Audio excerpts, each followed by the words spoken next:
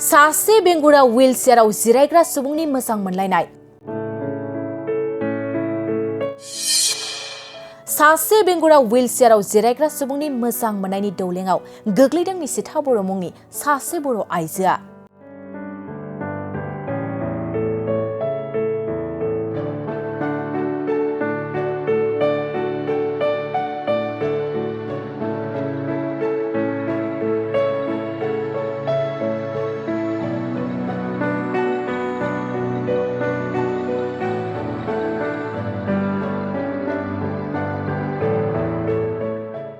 आथिखालाव गोबां सुबुंफ्रानो फेसबुकनि गेजेरजों मोजां मोनलायना जुलि जानायखौ जों नुनो मोनो एबा खोनानो मोनो।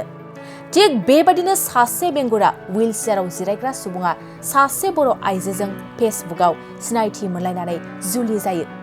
फेसबुकआव गिबि सिनायथि, बेनि उनाव मेसेन्जाराव मेसेज गेलेयो आरो बेनिफ्राय लासै लासै चिरन्जीब हाजं आरो निशिथा बर'जों मोजां मोनलायो। बेनि उनाव जुलि जायो। चिरन्जीब हाजंआ सासे बेंगुरा व्हीलचेयाराव जिरायनाय सुबुंब्लाबो निशिथा बर'आ नेवसियालासिनो चिरन्जीब हाजंखौ मोजां मोननानै थैस' थांस' संसार जालांनायनि थांखिजों जुलि जायो। नाथाय चिरन्जीब हाजंनि देहाया हेन्डिकेपब्लाबो ओरैनो थायाजासे गावसोरनि इयुन जिउआव थांनानै थानो थाखाय लखिमपुर जिल्लानि बाइपासआव गंसे फास्टफुड रेस्टुरेन्ट खुलिदों आरो बे रेस्टुरेन्टआ दिनैसिम 12 सानाव आगान होबाय होनना फोरमायो चिरन्जीब हाजंआ। फैयो आङो लखिमपुर जिल्लानि सिङाव थानाय मोनसे बाइपास लामायाव। बे बाइपास लामायाव दंफैयो आङो। गोबां खौरां बिजोङावनो गोसारबाय थादों। बे गोबां खौरां बिजोङाव गोसारबाय थानाय चिरन्जीब हाजं बिथांनि फास्ट फुड बे हटेलखौ गोबां खौरां बिजोङाव गोसारबाय थानायखौ जों नुनो मोन्दों। केमेरा पार्सन बिथांखौ दिन्थिफुंनो थाखाय खावलायदों आं। बिथांनि जा मोनसे हटेल बेयो लखिमपुर टाउन हाबालासिनो बाइपास लामानिफ्राय फैयोब्ला 0 किल'मिटारल' फैनांगौ। नैबे समाव चिरन्जीब हाजं बिथांजों जों माखासे बाथ्राखौ मिथिनो थाखाय आवगायबोदों। बिथांमोना माब्लानिफ्राय बे हटेलखौ खुलिजेननायमोन। नैबे समाव चिरन्जीब हाजं बिथांजों जों खोब मोनसे माखासे बाथ्राखौ मिथिना लागोन। बिथांमोना माब्लानिफ्राय बे दखानखौ खुलिखो, गोबां खौरां बिजोङाव बिथांमोननि हटेल बियो खोब गोसारबाय थानायखौ जों नुनो मोन्दों। बे समाव आं बिथांजों सावरायनो थाखाय आवगायदों। আমাৰ বড়োলেণ্ড বুকলিত নিউজ চেনেলটো সকলোকে নমস্কাৰ জনাইছোঁ। আৰু মই চিৰঞ্জীৱ, নমস্কাৰ।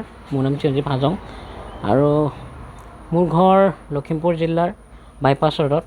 তো ইয়াতে এতিয়া ছ'চিয়েল মিডিয়াত ভাইৰেল হৈ আছে। যিহেতু সৰুৰ পৰা কিবা এটা আৰম্ভ কৰিবলৈ লৈছোঁ। তো সৰুৰ পৰা আৰম্ভ কৰিছোঁ যে ইয়াতে এতিয়া মা দেউতা আছে, জীৱনটোত মা দেউতা থকালৈকে ধুনীয়াকৈ থাকিম। তো ভৱিষ্যতে মোৰ কি হ'ব, মই কি কৰিম, সেইবিলাক ভাবি মানে অকণমান সৰুকৈ ইয়াতে ৰেষ্টুৰেণ্ট এটা খুলিছোঁ। আৰু যাতে ভৱিষ্যতে অলপ, যিহেতু বহুত প্ৰব্লেম আহিব ভৱিষ্যত, তো সেইকাৰণে আৰ্থিক অৱস্থাটো কথাটো ভাবি পেলাই ধুনীয়াকৈ মানে ৰেষ্টুৰেণ্টটো অ'পেনিং কৰিছোঁ। এতিয়া ধুনীয়াকৈ চলি আছে মোটামুটি। ৰেষ্টুৰেণ্টটো খোলা খুব বেছি এতিয়া 12 দিন হৈছে। আৰু তাৰ লগতে আপোনালোকে অহাৰ কাৰণে বহুত ধন্যবাদ জ্ঞাপন কৰিছোঁ আপোনালোকক, যে এনেকুৱা এটা কাম কৰিবলৈ ওলাইছোঁ ধুনীয়াকৈ। তো নাজানো কিমানখিনি সফল হৈছোঁ। ৰাইজক অকণমান বিভিন্ন বস্তু যোগান ধৰিবলৈ বিচাৰিছোঁ, খোৱা বোৱা তেনেকুৱা ধৰণৰ। আৰু সেয়াই, ৰাইজৰ মৰম পাইছোঁ। আপোনালোকে আহি পেলাই অকণমান উৎসাহ দিছে। আপোনালোকৰ অহা মানে বহুত মনত এটা সাহস পায়। দাদাসকল আহিছে, ধুনীয়াকৈ আমাক ছাপোৰ্ট কৰিছে আৰু ভাল কাম কৰি যাই থাকিবলৈ কাৰণে উৎসাহ পাওঁ। দোকানত কোন আছে যে আপোনালোকৰ কাম কৰা মানুহ? কাম কৰা মানুহ তেনেকৈ ৰখা হোৱা নাই। এতিয়া মা আছে, দেউতাটো কামতে থাকে। তো মোৰ ৱাইফ আছে আৰু মই যিখিনি পাৰোঁ কৰোঁ, সেয়াই আৰু। আপোনাৰ ৱাইফটো ক'ৰ হয়? মোৰ ৱাইফটো আপোনাৰ বাইপাছৰ লীলাবাৰী, আপোনালোকে নাম শুনিছে, লীলাবাৰীৰ ওচৰ বুলি ক'ব পাৰি। ওচৰৰে আমি দুয়োৱে।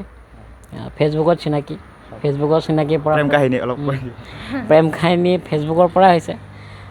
ফেচবুকত মানে লগ পোৱা, তাৰপিছতে মেছেজ কৰি পেলাই মানে সিজনক জনা হ'লেও মানে জানি পেলাই আগবাঢ়ি গ'ল আৰু এনেকৈ সংসাৰ। মানে ভাল পাই মানে বিবাহত আবদ্ধ হ'লোঁ। কিমান বছৰ হ'ল আপুনি যে বিয়া হোৱা 1 year পাৰ হৈ গ'ল नैबे समाव बिथांनि बिसिजोंबो जों माखासे बाथ्राखौ सुंद'यैबाबो मिथिनो थाखाय आवगायबोदों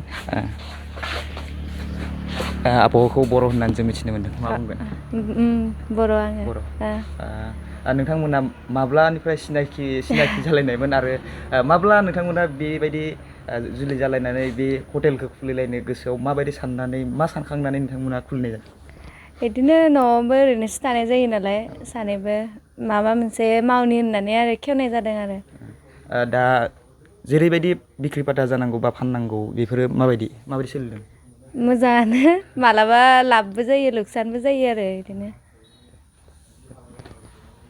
मोनसे गोजोनथाव खौरां बिए सेथि सेमिस्टारनि थाखाय गसाइगावनि जारागुरि गबिन्द बसुमतारी कलेजाव मुं थिसननाय हाबाफारिया सोलिगासिनो दं गिबि 100 फरायसाफोरनि थाखाय स्पेशल अफार आरो गुबुन गुबुन रोखोमनि बेसेन नाङै क्लासनि सुबिदा होनानै मुं थिसननाय हाबाफारिया सोलिगासिनो दं बे फरायसालियाव फरायसाफोरा गावनि गोसोबायदि आयदाखौ सायख'नानै लानो हागोन लोगोसे basic computer class self defence आरो स्पोकेन इंलिश क्लास बायदि सुबिदाफोरखौ बेसेन होआलासे फरायसाफोरा सोलोंथाइखौ लानो हागोन लोगोसे बे फरायसालिमायाव गासैबो फरायसाफोरनि थाखाय फ्रि बास सार्भिसबो होनाय जादों लोगोसे गासैबो थाखोनि बिजाबजों बुंफबनाय बिजाब बाख्रिनिबो सुबिदा दं आरो बे खेबनिफ्राय एग्जाम सेन्टार हिसाबै फरायसाफोरा गावनिनो आंगो गबिन्द बसुमतारी फरायसालिमायावनो आनजाद होनो हागोन बिनिखायनो गासैबो जौसिन फरायसालिनिफ्राय उथ्रिसारनाय फरायसाफोरखौ गबिन्द बसुमतारी फरायसालिमायाव खम बेसेनावनो एडमिसन लानानै गोबां सुबिदाफोरनि खाबु लानो हागोन बांसिनै मिन्थिनो थाखाय 9101784754 7002 71929 97066808878 नम्बराव नोंथांमोना खौरां लानो हागोन